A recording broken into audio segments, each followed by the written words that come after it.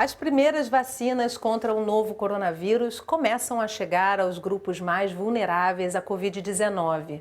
Já são mais de 234 mil brasileiros mortos pela doença que ainda não têm um tratamento.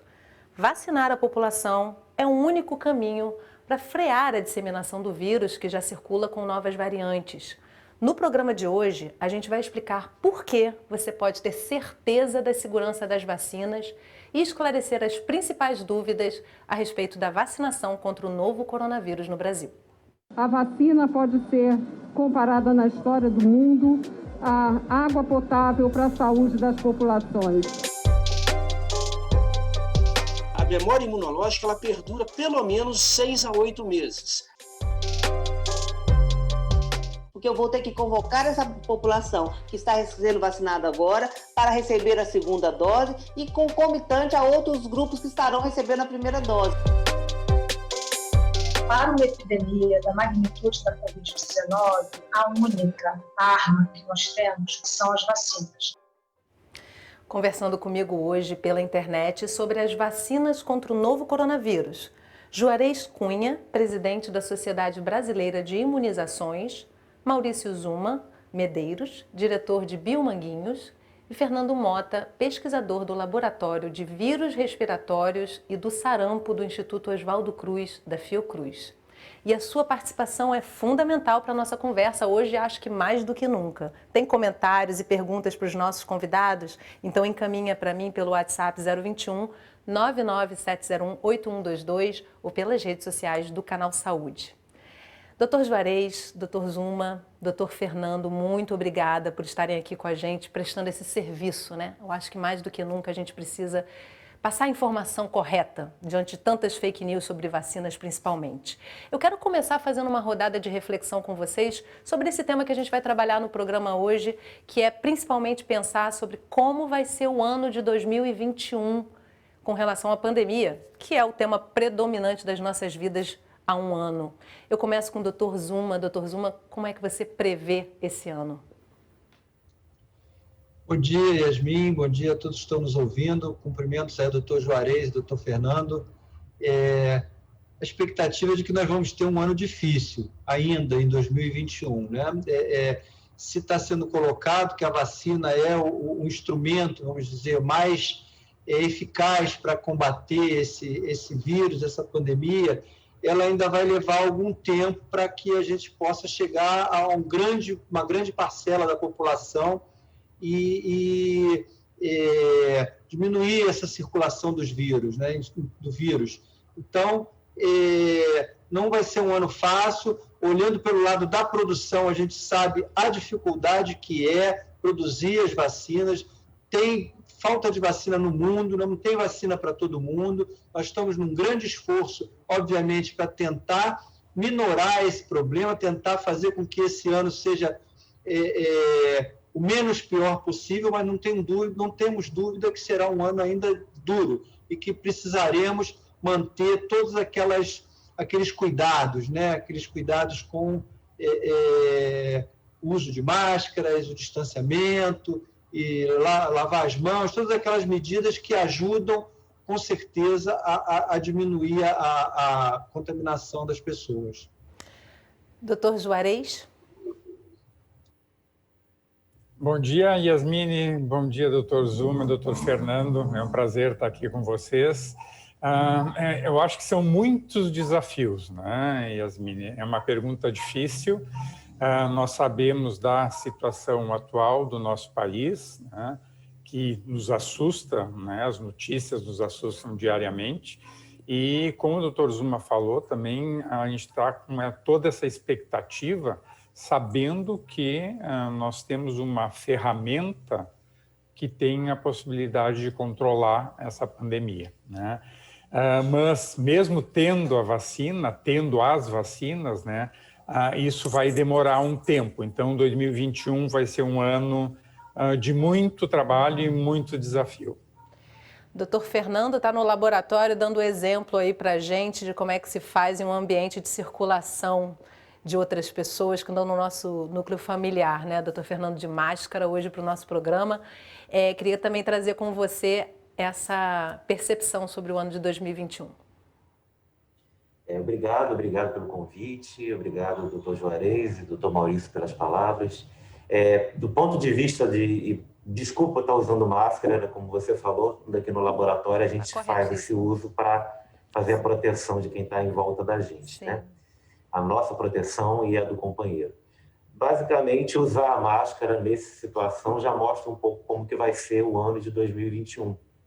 A gente vai carregar muitas coisas, né, do ano de 2020, mas uma coisa que eu considero do ponto de vista virológico, que nós aprendemos muito a respeito do vírus, a respeito de ser um vírus de uma família viral conhecida, nós conhecemos melhor esse vírus que foi introduzido no ano passado, no final do ano retrasado, né, na população humana, e foi conhecido da maneira de forma pandêmica. Então a gente está conhecendo, né, um vírus, e eu acredito que o ano de 2021, do ponto de vista virológico, vai ser o ano da descrição de variantes, da identificação dessas mutações, da separação do que é de fato importante dessas mutações, o que é importante dentro da variabilidade do vírus, o que não é. Vai ser um ano de aprendizado para nós da virologia, o que se traduz em termos de importância para a saúde pública, em termos de importância para a eficácia das vacinas e de possíveis medicamentos que possam ser desenvolvidos, já que não existe nada nesse momento, mas especialmente no que temos hoje, a vacina, como que essas mutações vão se traduzir na eficácia, afetando ou não, mais ou menos, a eficácia das vacinas, que são a grande e a maior ferramenta que nós temos nesse momento, associado, logicamente, ao isolamento social, às outras práticas não farmacológicas, mas em termos farmacológicos, que são a grande ferramenta, a grande arma que nós temos nesse momento contra a doença. Vacinas produzidas em tempo recorde. Vamos entender como elas agem no organismo e por que elas são seguras e eficazes para evitar casos graves da Covid-19. O momento exato em que o novo coronavírus ataca células humanas. Ele se encaixa em uma proteína na superfície da célula, depois invade a célula e se multiplica. É dessa forma que ele mata essa célula. Esse contato faz o organismo, normalmente, gerar duas respostas. A primeira é a produção de anticorpos, uma proteína que fica circulando no nosso sangue e tem a forma de um Y. Cada braço do Y é capaz de se ligar a um vírus. Se o seu corpo produz anticorpos, no formato de Y, ele se liga ao vírus. O organismo também produz uma resposta celular. A gente tem circulando no nosso sangue algumas células chamadas linfócitos. Nesse caso, quando o vírus entra no organismo, essas células são ativadas. Os linfócitos vão matar a célula que foi infectada por um vírus ativo e impedir que ele se multiplique. Uma forma de eliminar o vírus para tentar combater a doença. Mas no caso da Covid-19, quando o nosso corpo falha nesse processo, o que acontece é um agravamento que tem causado muitas mortes. Ainda não existe um tratamento que impeça a evolução da Covid-19. Por enquanto, o único caminho é ajudar o organismo a se defender. Para uma epidemia da magnitude da Covid-19, a única arma que nós temos como uma clássica virose aguda, que é a Covid-19, são as vacinas. Então, aí as viroses crônicas, como a hepatite C, a AIDS, para mostrar que nessas situações nós temos tratamentos que são eficazes. Para a Covid-19, não há nenhum tratamento demonstrado como sendo eficaz até o momento. De modo que a arma única e a mais poderosa que nós temos são as vacinas. Mas como a vacina age? Na prática, ela estimula o organismo a produzir anticorpos para combater a doença. Até o momento, temos 2 vacinas contra a Covid-19 aprovadas para uso emergencial pela Anvisa e outras que estão aguardando aprovação. A chinesa Coronavac, em parceria com o Instituto Butantan, e a vacina de Oxford, que será fabricada pela Fiocruz. Vacinas com o mesmo objetivo, mas com tecnologias diferentes. O diretor da Sociedade Brasileira de Infectologia e membro do Comitê de Enfrentamento da Covid-19 de Belo Horizonte, Estevão Urbano, explicou cada uma delas. A gente começa com a Coronavac, que é uma vacina baseada na plataforma de vírus inativado. O vírus sofre um processo no qual ele é inativado, não tem condições de causar a doença. mas ele tem condições de estimular a resposta imunológica. Então, o indivíduo vai produzir uma memória imunológica para mobilizar os seus soldados num contato futuro e tem a segurança de não se adoecer. Já a vacina de Oxford, produzida em parceria com o laboratório AstraZeneca e aqui no Brasil pela Fiocruz, é uma vacina de vetor viral que utiliza o adenovírus de chimpanzé. Esse adenovírus, que já é conhecido do ser humano, que já causa alguns resfriados, mas sempre de forma muito leve, modificam esse adenovírus para que ele não se replique, portanto, não adoeça o ser humano, injeta o adenovírus contendo conteúdo genético, fragmentos do coronavírus na sua plataforma genética, e quando esse adenovírus é injetado dentro do ser humano, há uma programação para essa proteína do coronavírus se reproduzir, ser produzida em grande quantidade. Aí ela se apresenta ao nosso quartel-general, aos nossos linfócitos B e T, e então confere-se ali uma imunidade que também será duradoura. E num próximo desafio, aí sim, contra o vírus vivo do coronavírus, nós já estaremos com uma resposta imunológica a postos para evitar que aquilo se transforme numa doença grave. Vacinas que foram produzidas em um período curto de tempo, diante de um cenário que exigia a agilidade da ciência. Mesmo assim, todas passaram pelas etapas exigidas e obedecem critérios de testagem e segurança. O ser humano foi capaz de um feito extraordinário, de inumano, fabricar e criar tantos modelos vacinais diferentes, todos testados sem pular nenhuma etapa de segurança, fases 1, 2, 3, com milhares de pessoas observadas. Para Estevão, a resposta ágil de cientistas, pesquisadores, laboratórios e universidades de todos os cantos mostra como o mundo inteiro parou na luta contra a Covid-19. Mais que proteger a própria saúde, quando tomamos uma vacina, protegemos a coletividade. Mas mesmo com investimento tecnológico e toda a cooperação internacional, existem perguntas que só serão respondidas com o tempo. Uma delas: qual será a memória imunológica de cada vacina? Estudos preliminares, sejam com a vacina, sejam principalmente com pessoas que adoeceram, mostram que a memória imunológica ela perdura pelo menos 6 a 8 meses. Poderá perdurar mais, mas a isso dependerá de tempo para nós observarmos. Então, acreditamos que, no mínimo, 8 meses essa vacina será efetiva, com boas possibilidades de, no mínimo, 1 ano, e tem gente que fala que talvez até alguns anos de defesa ela poderá dar. Bom, eu já vou começar contemplando aqui as perguntas da nossa audiência, eu vou colocando uma para cada um, enfim, para a gente poder contemplar ao máximo, mas eu quero deixá-los à vontade, tanto para complementar as respostas, quanto também para trazer outras temáticas que vocês julguem importantes. A Marinalva Mello mandou para a gente via Instagram, ela pergunta se a vacina tem alguma restrição após tomar. E aí eu já vou contemplar mais a Beatriz também. A Beatriz Tavares, também encaminhou pelo Instagram, pergunta se a vacina é capaz de proteger a nova variante do novo coronavírus. Doutor Fernando, essa é uma pergunta que todo mundo está se fazendo, né? A gente parece estar correndo contra a maré, está nadando contra a maré, né? Cria-se uma vacina e aí já começa a surgir novas variantes. Como é que a gente pode responder a isso?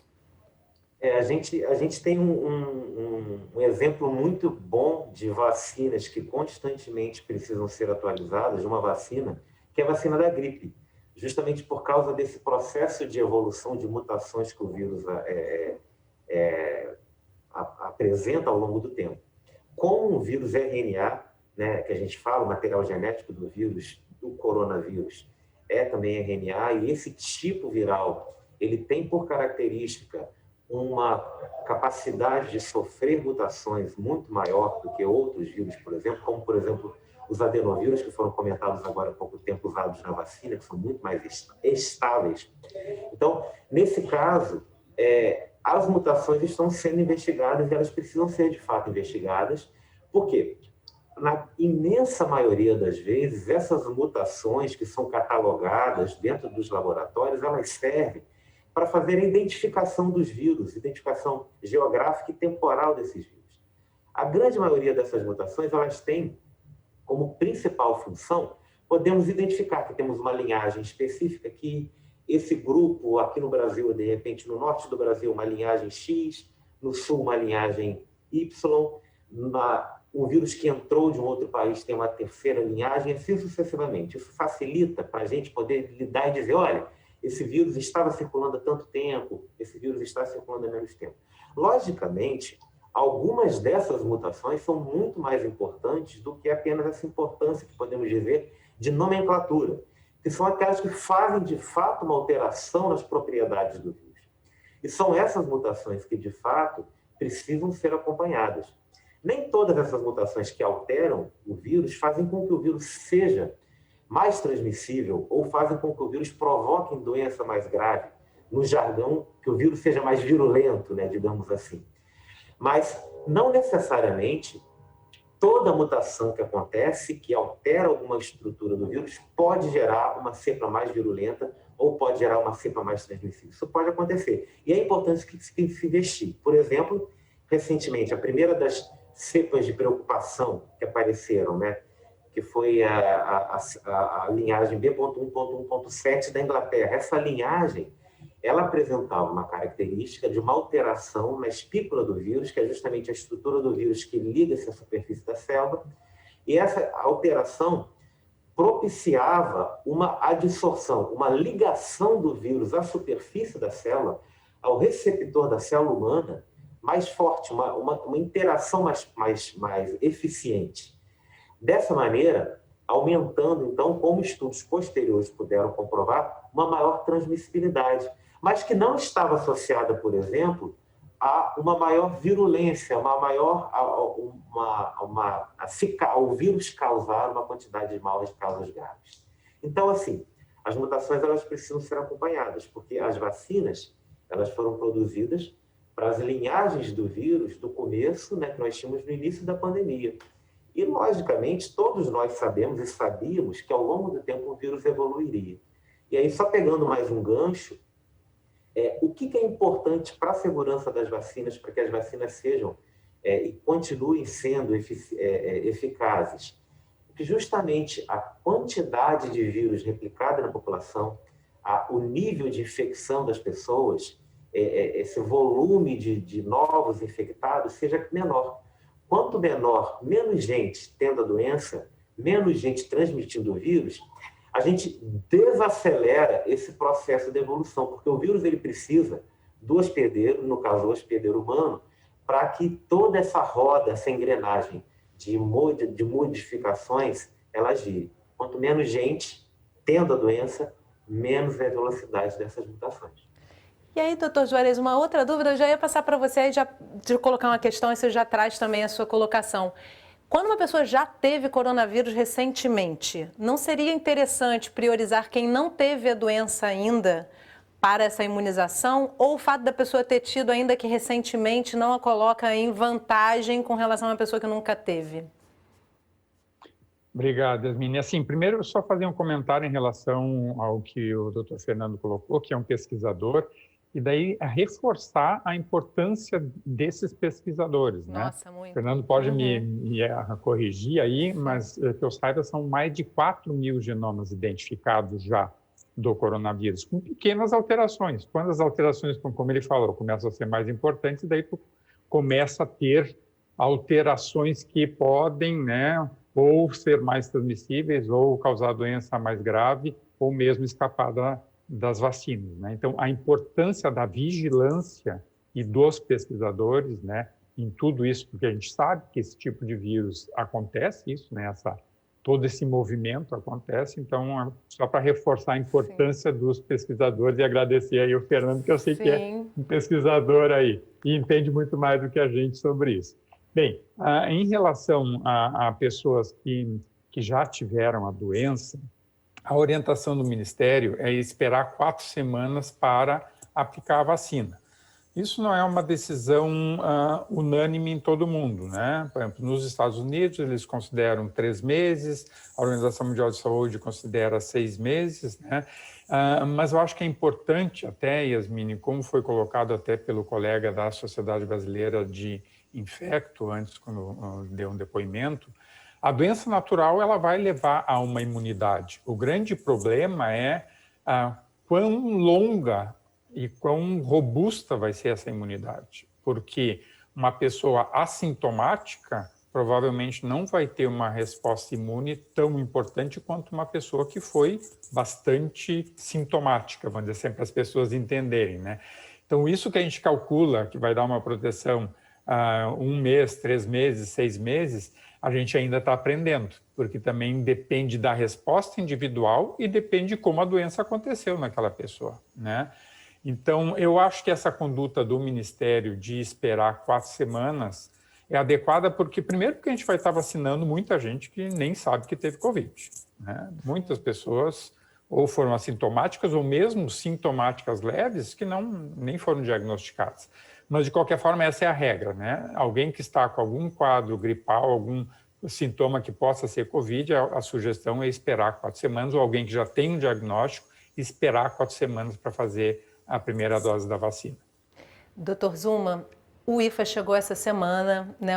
Vamos explicar o que é o IFA, né? A importância dele, é um ingrediente farmacêutico ativo. A gente ainda está aprendendo, a gente vê isso pela fala do Dr. Fernando Mota, pela fala do Dr. Juarez, estamos aprendendo. Agora eu quero trazer com você o porquê que a gente tem sim a capacidade de fazer essas vacinas e com a chegada desse insumo, a Fiocruz e o Butantan futuramente terão total possibilidade, total capacidade de poder imunizar, contribuir para a imunização da população, né? Essa confiança que a gente tem nessas organizações para fazer chegar a vacina. Eu começaria justamente por aí, né, e complementando a fala aí do Dr. Fernando, Dr. Juarez, no sentido da importância da gente dominar essas competências, essas capacitações, a gente ter, né, laboratórios como aí o de vírus respiratório e sarampo, aqui na Fiocruz, a gente está podendo monitorar essas mutações e, como eles falaram, né, é um vírus que muda muito rápido, então a importância da gente dominar essas capacitações de produção também é muito importante, porque a gente precisa da resposta rápida. Então, dominar essa capacitação, porque a gente sabe não tem vacina no mundo suficiente, a gente está vendo a dificuldade, né? Poucos países estão conseguindo ter um ritmo de vacinação considerado razoável, né? Na Europa, a gente está vendo países desenvolvidos com muita dificuldade, né?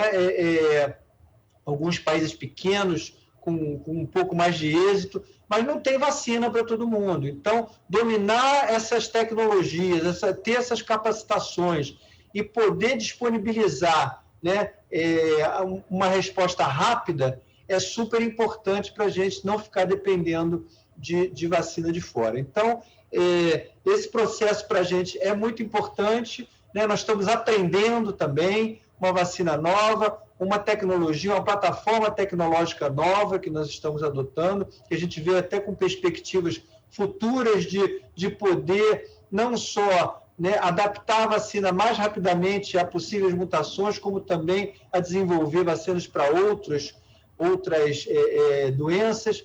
Então, esse momento, né, receber o IFA para a gente é importante porque a gente começa realmente o processo produtivo. E a gente tem muita experiência, mas a gente aprende muito também. Cada produção tem o seu segredo, tem a sua especificidade e a gente vai aprendendo ao longo do tempo. Vai escalonando a produção aos poucos e vai criando as condições para que a gente possa produzir em larga escala. Então, acho que esse momento de recebimento do IFA, né, o ingrediente farmacêutico ativo, como você falou, que é a vacina, o concentrado vacinal, vamos dizer assim, a vacina em estado concentrado, né, é muito importante nesse momento. No futuro, a gente já está trabalhando para produzir também esse concentrado aqui, né, e aí ficar livre da dependência do concentrado importado.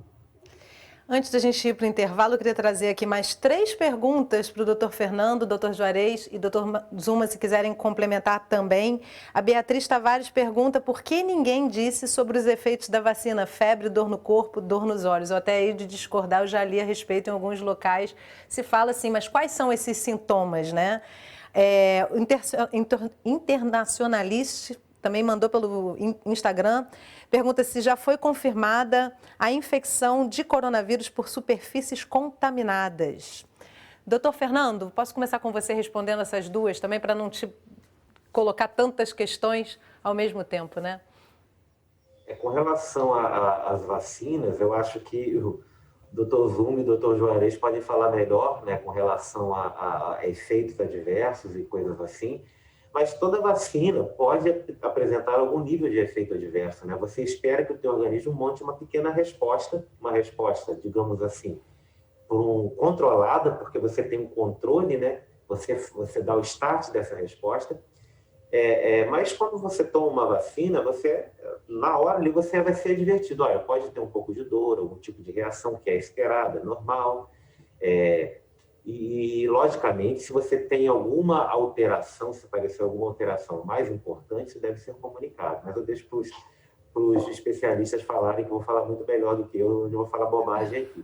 Com relação às superfícies, o vírus ele pode se manter nas superfícies.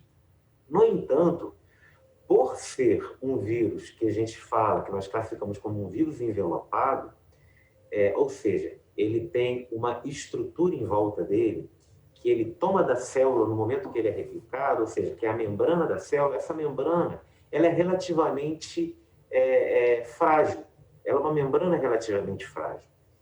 E, por causa disso, diferente, por exemplo, de outros vírus que não possuem esse tipo de estrutura ao redor, como adenovírus, como vírus que são transmitidos no meio ambiente, poliovírus, por exemplo, que justamente são transmitidos em superfície pelo meio ambiente com muito mais êxito, por não ter esse tipo de estrutura, vírus assim são facilmente neutralizados pelos nossos alvejantes, pelos nossos desinfetantes normais. Então, por isso o álcool gel, o álcool 70, né, ele tem uma atividade grande porque ele justamente destrói essas estruturas frágeis da superfície, que nós chamamos da parte de fora do vírus, da mesma maneira como o hipoclorito, a água sanitária, também é capaz de fazer. Então, o vírus ele pode permanecer por um tempo na superfície, mas, logicamente, quanto mais alta a temperatura, quanto mais alta a umidade, quanto mais alta a exposição à ultravioleta, qualquer fonte de ultravioleta, como o nosso Sol, né, por exemplo, vai diminuir drasticamente o tempo de permanência do vírus ativo numa superfície. E a esmagadora maioria dos métodos que nós utilizamos para limpar a nossa casa, para desinfetar banheiro, cozinha na nossa casa, vai destruir completamente a infecciosidade do vírus ali na superfície. Olha aí, bastante informação para você que está em casa. Eu preciso fazer um intervalo rapidinho, mas na volta eu já trago o Dr. Juarez, Dr. Zuma, trazendo mais informações para vocês. Então, no próximo bloco, como a experiência brasileira no Programa Nacional de Imunizações pode contribuir na vacinação contra o novo coronavírus. A gente volta já, não sai daí.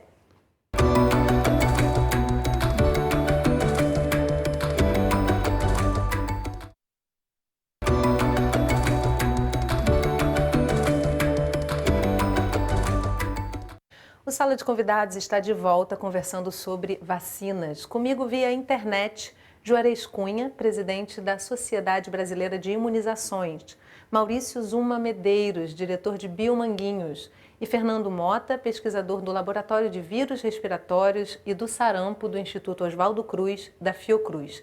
E se você ainda não participou no primeiro bloco, ainda dá tempo. Manda suas perguntas e seus comentários para a gente. Eu recebo e compartilho com os nossos convidados. Você pode encaminhar pelo WhatsApp 021 997018122 ou pelas redes sociais do Canal Saúde. Todos os brasileiros têm acesso a vacinas no Programa Nacional de Imunização. Mas com a escassez de doses de imunizantes contra o novo coronavírus, uma realidade no mundo todo, o desafio é maior. O Brasil é uma referência internacional na capacidade de vacinação através do Programa Nacional de Imunizações, o PNI, que tem quase 50 anos. Com a pandemia de coronavírus, toda essa experiência nos coloca um passo à frente diante do desafio de imunizar pelo menos 70% da população. Ainda assim, a tarefa é gigantesca. Como vacinar 150 milhões de brasileiros em um curto espaço de tempo?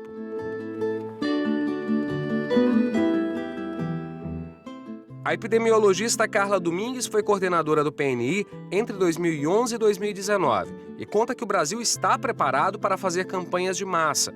O país conta hoje com mais de 38 mil salas de vacinação e 52 centros de referência para imunobiológicos especiais. Por ano, são distribuídos mais de 300 milhões de doses de imunobiológicos. Mas a vacinação contra a Covid-19 impõe uma organização ainda mais complexa. Para Carla, será preciso redobrar a atenção com a logística e distribuição. Os municípios também terão que fazer um acompanhamento mais próximo das pessoas que receberem a vacina.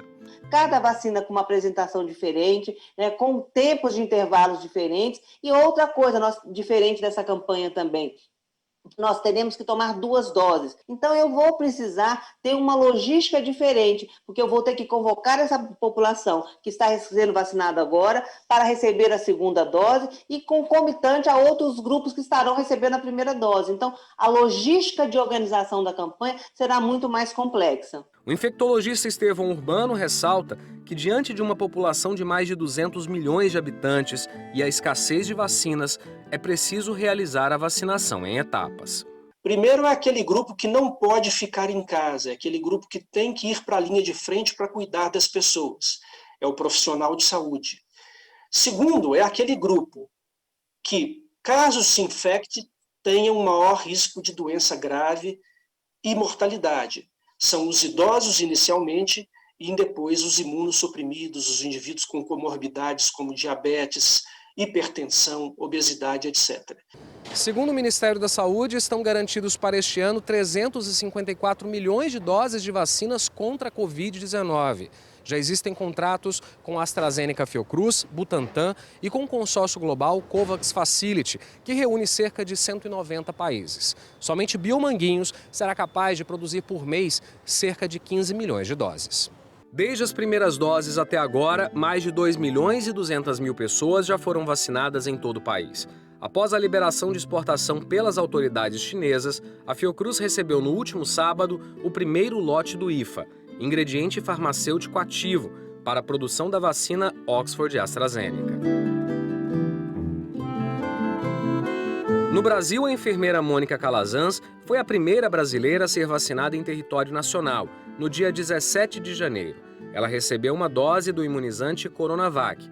Dia 22 de janeiro, nossa equipe registrou a chegada das vacinas da Fiocruz, desenvolvidas pela Universidade de Oxford, em parceria com a AstraZeneca. A vacina pode ser comparada na história do mundo à água potável para a saúde das populações. E diante dessa pandemia, é com as instituições de ciência e tecnologia, é com o Sistema Universal de Saúde como o SUS, que nós poderemos trabalhar para superar essa crise, junto com todas as vacinas que vierem a ser registradas pela Anvisa. A ex-coordenadora do PNI, Carla Domingues, reforça que o país tem estrutura pronta para a vacinação. O importante é conseguir que a vacina chegue em todos os cantos do Brasil com o mais curto espaço de tempo. O que é preciso é realmente que Biomanguinhos e o Butantan consigam acelerar esse processo produtivo, que a gente tenha garantia que esse IFA vai chegar com regularidade, que não tenha atraso, mas mais do que isso, que o Ministério da Saúde adquira outras vacinas. Nós temos, nesse momento, um volume de vacinações que não seria suficiente, seguido esse mesmo ritmo, para vacinar nem metade da população até o final do ano. Mas esse ritmo vai aumentar. Existe um aumento de produção nas plataformas da Fiocruz, nas plataformas do Butantan. Existem novas vacinas em negociação com o Ministério da Saúde. Então, o cenário de hoje será certamente diferente do cenário daqui a 1, 2 meses. Essa fala do Dr. Estevão realmente nos mostra o quanto a gente está aprendendo ainda, né? Dr. Juarez, eu já começo esse bloco te deixando à vontade para fazer qualquer comentário sobre as questões anteriores, mas eu queria também já começar trazendo aqui a participação da Ana Lúcia Girão, que trabalha aqui na Fiocruz, e ela gostaria de saber se as vacinas do Butantan ou da Fiocruz tem algum tipo de contraindicação. Uma pessoa da minha família tem doença autoimune e se trata com corticoide. Sei que a Coronavac é mais segura nesse caso por ser vírus inativado, mas a de Oxford também é segura? Nós podemos escolher a vacina? Mais uma vez eu coloco para o Dr. Juarez e deixo os outros dois convidados à vontade para trazer complementos a essa questão. Só retornando ao bloco anterior, que a Beatriz perguntou dos eventos adversos, que eu acho que é importante, né? Até o Fernando disse para a gente opinar. Realmente, eu acho que a comunicação, né, do próprio Ministério não está sendo fácil para passar esses recados, né? E as vacinas, como qualquer vacina, podem causar eventos adversos, né? A grande maioria dos eventos adversos são leves, mas o que tem sido observado e que é relatado, que a gente pode ter 40%, 50%, 60% das pessoas que podem ter mal-estar, fadiga, febre, dor muscular. Isso pode acontecer e é normal dentro desse processo, que até o Fernando colocou, de resposta imune da pessoa, né? Então, mas realmente eu acho que a gente tem sido falho em falar mais claramente o que pode acontecer para as pessoas se tranquilizarem, né? Em relação ao uso das duas vacinas em situações especiais, primeiro assim, o que se evita, então, fazer como regra para qualquer vacina, se a pessoa em algum quadro agudo, a gente evita fazer vacina, né? Então, a pessoa que está com quadro febril, se evita fazer vacina. Todos os outros grupos que são exceções, por exemplo, a gestante, nenhuma vacina foi testada em gestantes, mas com certeza teremos gestantes que vão receber, até porque não sabíamos que estavam grávidas e vão receber vacina. Mas qual é a orientação de todas as instituições e mesmo do Ministério da Saúde? Se o risco da gestante for muito importante, então, por exemplo, uma profissional de saúde que atenda a Covid e ela é grávida, tem que pesar essa situação de risco que ela tem para a doença e avaliar, né, o benefício que ela vai ter com a vacina. Essa é uma decisão compartilhada dela com o seu médico. Muitas das situações de imunodeprimidos, que também não se pode colocar todas essas situações de comorbidade nos estudos, né, muitas a gente não tem um grupo grande que tenha participado ou mesmo até falar sobre eficácia e segurança. Aí tem essa regra, vamos dizer assim, as vacinas inativadas são vacinas em geral seguras nos imunodeprimidos, elas podem ter uma resposta diminuída, né? E então isso seria da Coronavac, da vacina de Oxford, da Fiocruz, que é uma vacina que usa um vetor viral não replicante. Teoricamente, ela também é inativada. É uma tecnologia nova, que eu não sei, depois até peço para o Dr. Zuma e o Fernando opinarem, porque ela não entra, né, bem na categoria de inativada, mas o relato que se tem, e também de toda a Organização Mundial de Saúde, CDC e mesmo o nosso Ministério da Saúde, que se avalie sempre, né, essa situação de risco-benefício. Então, o uso de corticoide, que foi dado o exemplo da Ana, né, o corticoide, dependendo da dose, ele contraindica vacinas atenuadas, mas dependendo da dose. E as vacinas inativadas, também dependendo da dose, pode diminuir a eficácia vacinal. Então, mas é bom, importante que ela discuta com o médico dela ou do familiar dela na decisão em vacinar ou não, né? Por isso que é bom quem não tem essas restrições não pensar duas vezes, né? Se vacinar para poder proteger o outro. A vacinação também é pensar no outro, né, doutor Zuma? Eu tenho duas questões. Primeiro, eu queria que você comentasse também essa fala do doutor Juarez, mas eu tenho duas questões ainda para incluir para você, que uma é muito comum. É o Michel Simpson perguntando quantos % da população precisa ser vacinada para que o vírus perca força. E outra questão se dá a respeito da velocidade recorde de produção das vacinas contra a Covid-19, e a Alisson, de Morada Nova, no Ceará, pergunta se é possível que esses métodos sejam aprimorados e nas próximas pandemias as vacinas possam ser desenvolvidas de forma ainda mais veloz e ainda seguras, né?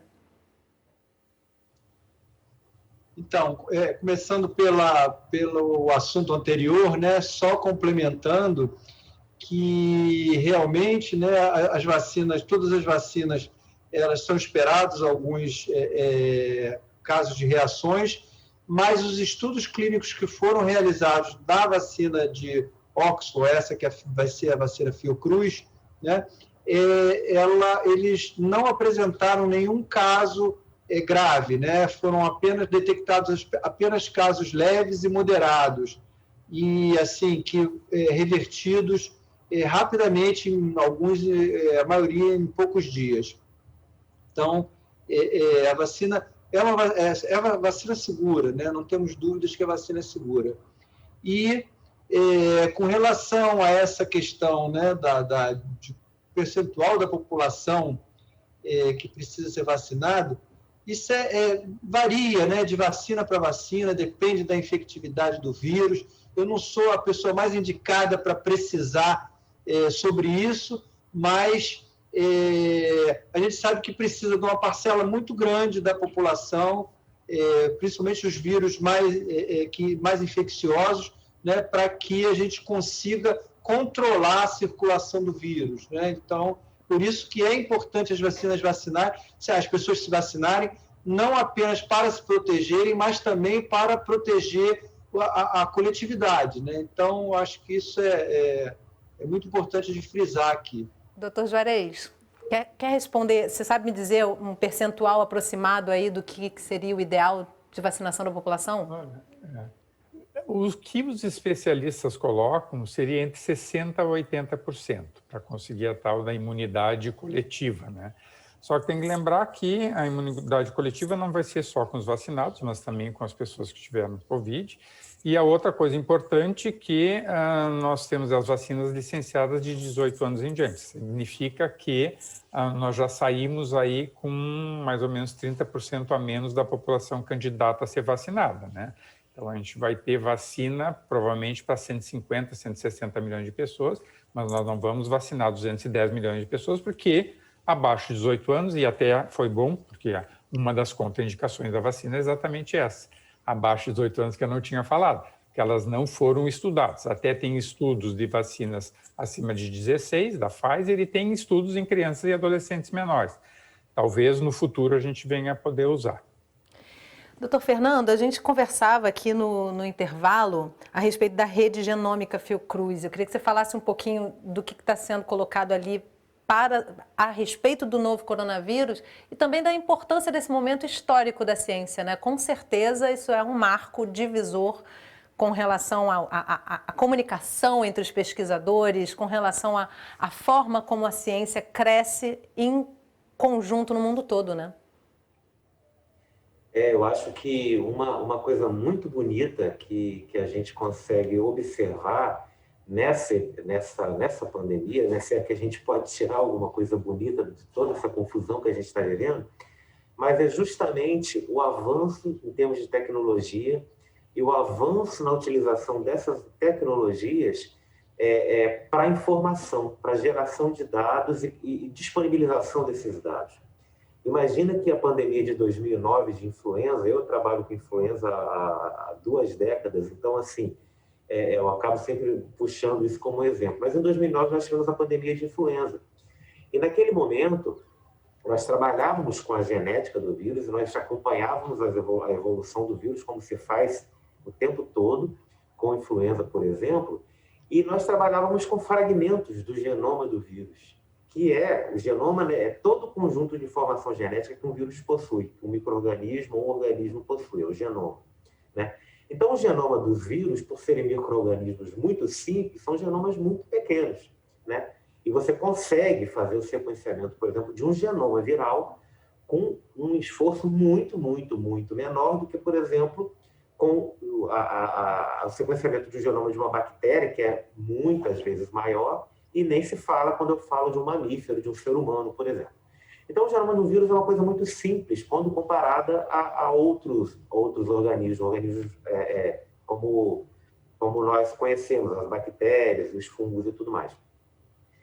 No entanto, ainda assim, existe uma complexidade para você gerar informações genéticas sobre esses micro-organismos. E nós avançamos de 2009 para agora, a gente está falando de 10 anos, nós saímos de uma situação onde, naquele momento, nós fazíamos o acompanhamento da variabilidade dos vírus por um pedaço do genoma apenas, que nós sequenciávamos, E hoje nós sequenciamos o genoma completo do vírus numa quantidade jamais vista. O coronavírus, eu arrisco dizer, que é o micro-organismo mais sequenciado, ou seja, do qual nós conhecemos mais informação genética em termos de diferentes vírus sequenciados ao redor do mundo, em termos de quantidade, na história da humanidade. Porque casaram-se várias coisas. Primeiro, uma pandemia, né, que é uma doença em escala global, no momento onde a rede social, as comunicações se disseminam muito rapidamente, então todo mundo sabe o que está acontecendo o tempo todo em tudo quanto é lugar do mundo. Então existe uma pressão muito grande para saber se a amostra que está aqui em Manaus é diferente da amostra que está no Rio e se as duas são diferentes da que estão na África do Sul. E com isso tudo gera uma grande pressão que fez um resultado muito bom. Hoje, o Dr. Juarez comentou a respeito da quantidade de genomas diferentes e em torno de 4.000 importantes variantes identificadas dentro da grande quantidade de genomas produzidos no mundo, que hoje nós chegamos à marca de 500 mil de amostras do coronavírus que foram sequenciados ao redor do mundo. Isso é um número estratosférico, não existe nada parecido na história. Então, a rede genômica que você começou a falar da Fundação Oswaldo Cruz, ela está na Fundação Oswaldo Cruz, mas ela não é apenas da Fundação Oswaldo Cruz. Outros parceiros estão sendo, já foram agregados desde o começo, né? Mas tem por base justamente os diferentes laboratórios da Fundação Oswaldo Cruz em diferentes regiões do Brasil que estão produzindo informação genética sobre os vírus das suas regiões, Amazonas, Rondônia, Pernambuco, Bahia, Rio de Janeiro, Paraná, e congregando essas informações e não apenas analisando, estudando, gerando informação dada para o Ministério da Saúde, mas também com a iniciativa desse site, que está lá no portal da Fiocruz, quem entrar pode procurar lá o chamado da Rede Genômica, fazendo com que essa informação também possa ser acessível a qualquer pessoa que possa ter acesso e navegar pela internet, para ver, por exemplo, quais são as linhagens que, dentro das amostras sequenciadas, dentro da nossa capacidade aqui no Brasil de sequenciamento, foram identificadas, por exemplo, na sua região. Então, hoje essa é uma informação que pode ser checada dentro do site da Rede Genômica, dentro do portal da Fiocruz. Isso é incrível, né? E é também importante, eu vou passar para você, doutor Juarez, mas assim, muito importante, confrontando aí muitas teorias da conspiração e muitas fake news que circulam na internet, que hoje esse vírus está na mesa de pesquisadores no mundo todo. Então, qualquer questão que seja evidente nesse vírus aparecerá, né? Não existe como isso ficar escondido com tantas pessoas no mundo todo buscando essas informações, assim como na produção das vacinas. São inúmeras vacinas sendo pesquisadas e muito investimento sendo feito para que elas não tenham um resultado sério, né, doutor Juarez? Eu vou passar para você. Por favor, complemente. Pode falar. Não, era isso que eu queria até, eu sempre pegando o gancho aí do Fernando, Sim. Mas mesmo do que tu falou. Primeiro, assim, eu acho o legado da pandemia da gripe de 2009, né, nos leva a toda a vigilância que atualmente a gente consegue fazer de doença respiratória e mesmo de diagnóstico, que a gente olha até 2009 era muito pobre a nossa parte de vigilância e mesmo de diagnóstico laboratorial. Isso é uma coisa. A outra, o legado também da ciência, né, desse um ano de pandemia, nós temos mais de 230 vacinas desenvolvidas, mais de 60 vacinas em fase clínica e 23 vacinas atualmente, eu acho, em fase 2 e 3. Né? Então, nunca se teve isso, e é claro, são plataformas, muitas já utilizadas, inclusive em outras situações, em outros lados, SARS, da MERS, de Ebola. Então, são plataformas também que já eram estudadas, então as pessoas também perguntam, é tudo muito novo, muito rápido, né? Mas tudo com muita segurança e obedecendo todos os passos que têm que ser seguidos.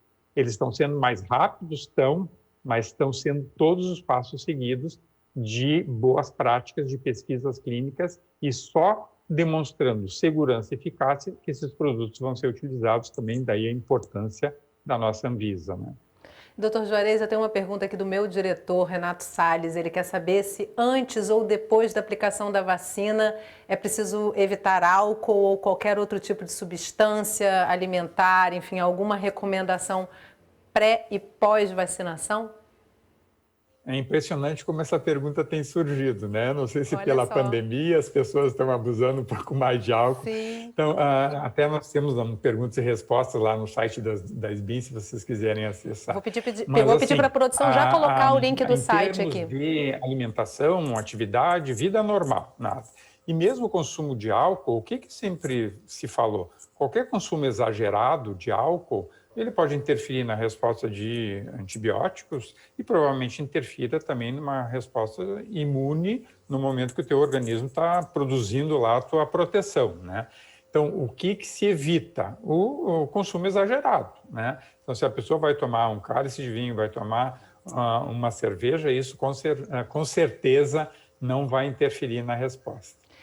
Doutor Zuma, a gente está chegando no final do programa, mas eu não queria encerrar esse programa sem fazer uma rodada com vocês de uma reflexão sobre a importância do SUS nesse momento e também uma reflexão, sugestões de vocês, porque em vários municípios, para além das complicações que são internacionais e até nacionais também, existem dificuldades municipais, às vezes, de distribuição dessas vacinas com características tão diferentes, né?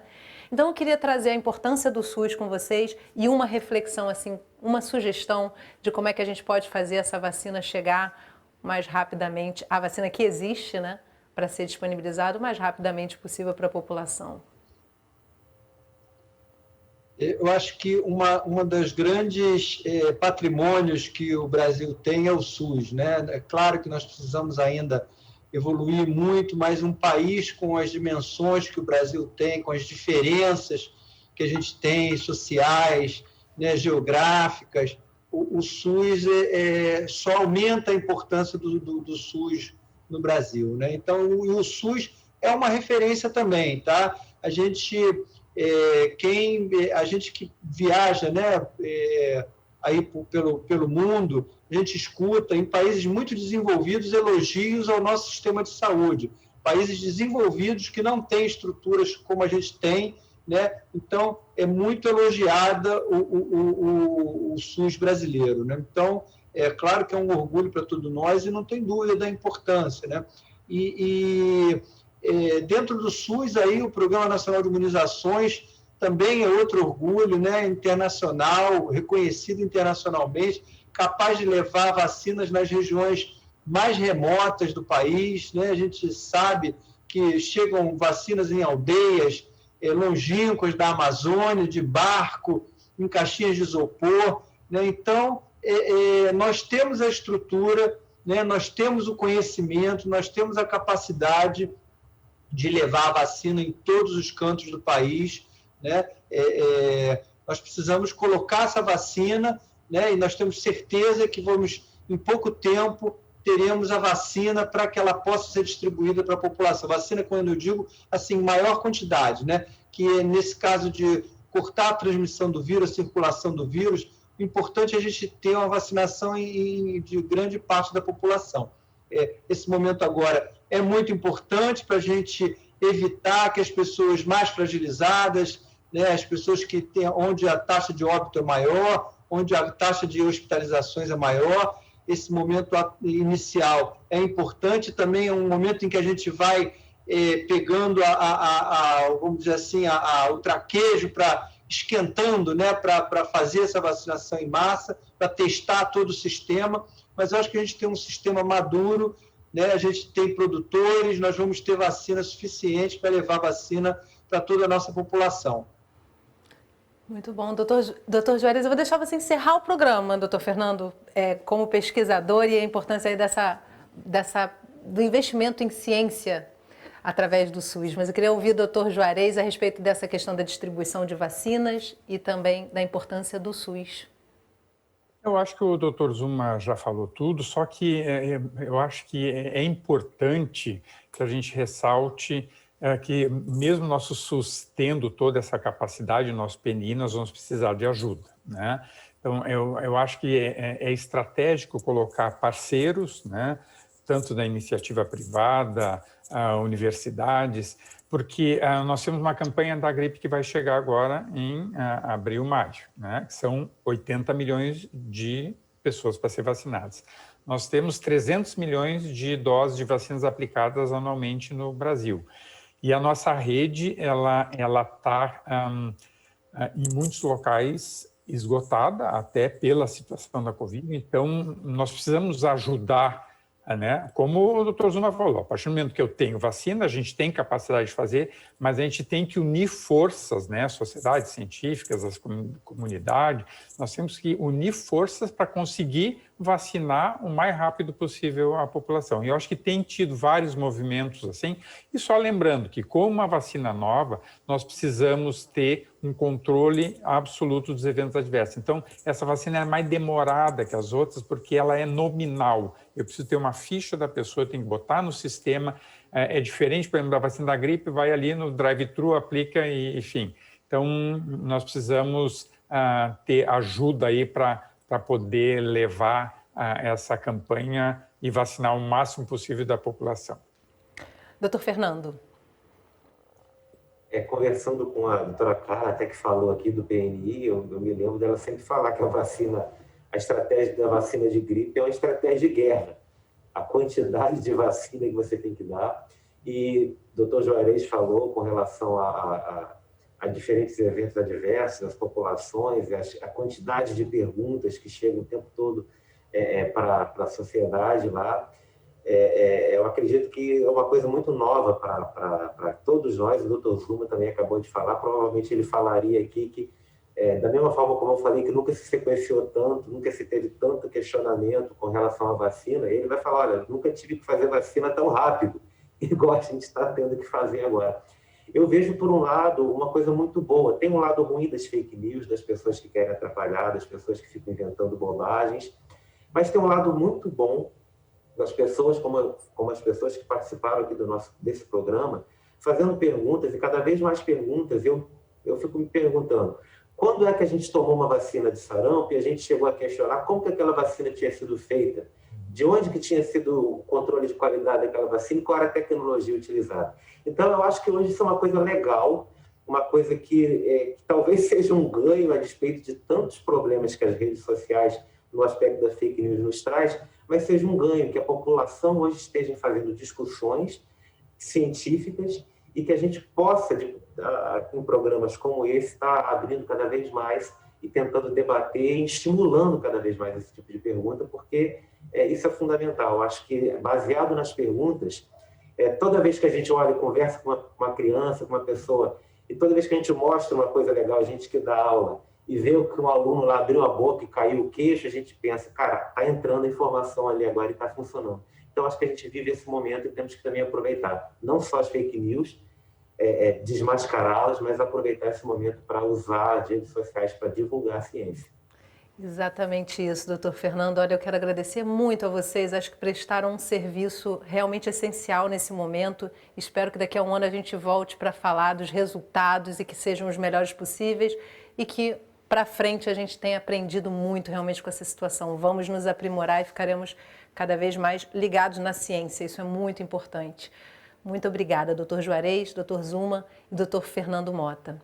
E olha, você que está em casa, a gente recebeu muitas perguntas, não deu tempo para a gente contemplar todas, mas eu quero agradecer muito a você que participou do programa e numa próxima oportunidade a gente volta com essas questões para os nossos convidados. Se você quiser rever, baixar ou compartilhar esse programa com esse serviço importante, entra no site do Canal Saúde. Lá você encontra todos os nossos programas e eu quero ver você na próxima semana. Até lá!